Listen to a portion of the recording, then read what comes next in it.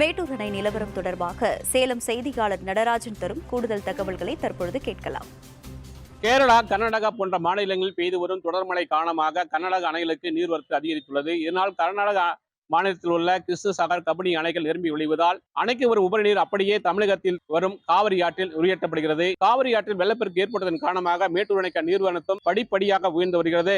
கடந்த சில நாட்களாக மேட்டூர் அணை நீர்மட்டம் அதிகரித்து வந்த நிலையில் நேற்று 92 அடியாக இருந்த நீர்மட்டம் இன்று காலை 9:15 மணி அளவில் 100 அடியை எட்டியது. அணைக்கான நீர்வரத்து 93,827 கனஅடியாக தொடர்ந்து இருந்து வருகிறது. இந்த நிலை தொடர்ந்து நீடித்தால் இன்னும் 5 நாட்களில் மேட்டூர் அணைக்கான நீர்மட்டம் 120 அடியை எட்டும் என எதிர்பார்க்கப்படுகிறது. மேட்டூர் அணை விரைவில் தனது முழு கொள்ளளவான 120 அடியை எட்டும் என்பதால் உபரி நீர் அப்படியே 16 கண் மதகுகள் வழியாக திறக்கப்பட உள்ளது.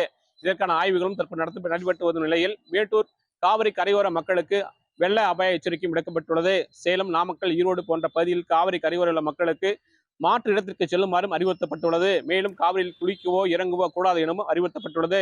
சேலத்திலிருந்து வேந்தர் செய்திகளுக்காக TS நடராஜன்.